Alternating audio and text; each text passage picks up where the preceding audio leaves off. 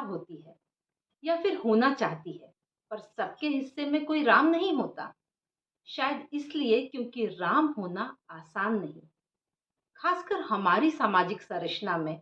एक पुरुष के लिए यह एक अच्छा खासा मुश्किल काम है कि किसी सती से प्रेम करना और विवाह में बंधकर जीवन गुजार देना। नमस्कार, मेरा नाम सुनीता दुर्गेश और आप देखना शुरू कर दिए हैं दिया सलाई का कार्यक्रम संस्कार विद संस्कृति। संस्कार विद संस्कृति में हम अपने रीति रिवाजों को, परंपराओं को जानने की कोशिश करते हैं।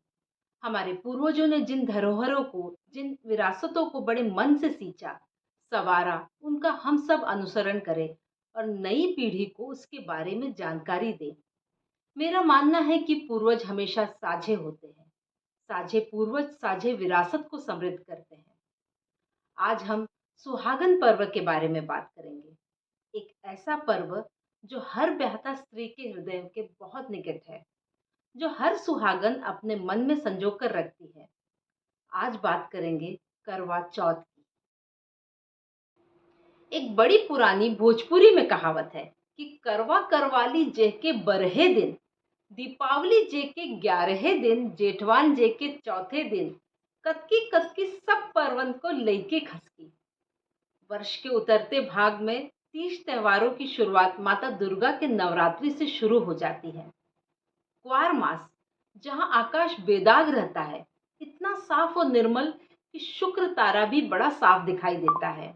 इस साफ क्वार मास की कहीं कहीं उल्हाने भी दी जाती है, चिढ़ाने के लिए कि तुम्हारा मन तो क्वार का आसमान है ना। उसी क्वार की शुक्ल पक्ष की दशमी तिथि में अहंकार रूपी दशानन का राम वध करके अयोध्या वापस आते हैं। राम के स्वागत की तैयारी अयोध्यावासी दीपोत्सव मनाकर करते हैं। इस बुराई पर अच्छाई की विजय और राम का आगमन प्रतिवर्ष हम भारतीय दीपावली दीपोत्सव के रूप में मनाते हैं और पूर्वजों की धरोहर को संजोते हैं। सबके राम के आनंद में हम सभी अपना आनंद ढूंढकर झूमकर मनाते हैं। करक चतुर्थी, करवा चौथ, फिर 5 दिन की दीपावली, सूर्य पर्व छठ, एकादशी में तुलसी विवाह और फिर कार्तिक पूर्णिमा। भारत ग्रामों का देश है, कृषि प्रधान देश है। हमारी परंपरा कृषि परंपराओं को जोड़कर बनती है, इसलिए हर त्योहार में इसकी झलक मिलती है। करवा चौथ में चांद का बड़ा महत्व है।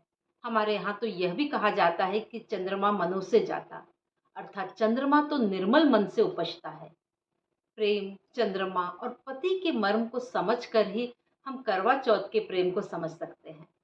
हमारे यहाँ जब पति काम की तलाश में गांव से बाहर जाते थे और बरसों उनका इंतजार करती हुई ब्याहता चंद्रमा में उनका प्रतिबिंब देखती थी, उनकी अभिलाषा को मन में लेकर प्रेम के दीप जलाकर चंद्रमा के दर्शन कर पति की लंबी उम्र स्वास्थ्य की कामना करती थी।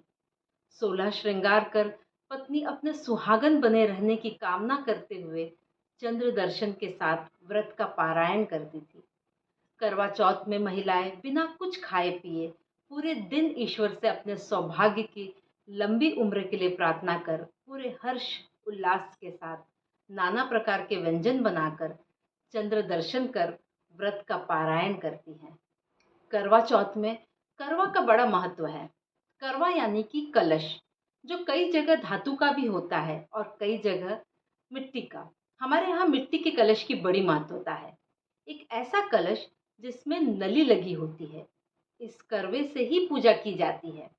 करवे को धोकर हल्दी से सतिया बनाकर 4 पूड़ियाँ और 4 पिन्नियाँ जो नए धान की बनी होती है चढ़ाकर पूजा की जाती है।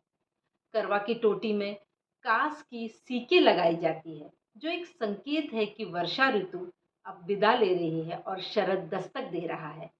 करवा चौथ पर कथाएं कही जाती है।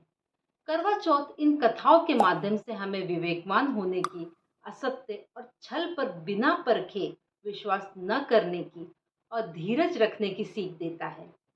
मोह, अनुराग के वश में आकर अपना अनुशासन नहीं तोड़ना चाहिए। आस्था और प्रेम का यह पर्व हम सब स्त्रियों के लिए एक उत्साह बनकर आता है। हमारे शास्त्र दुल्हन और शक्ति माँ दुर्गा दोनों को 16 श्रृंगार का उपहार देते हैं। आशा करती हूँ कि आपको मेरा छोटा सा प्रयास पसंद आया होगा। अपनी अपनी जड़ों से, अपनी संस्कृति से जुड़ने के लिए देखते रहिए दिया सलाई का कार्यक्रम संस्कार विद संस्कृति।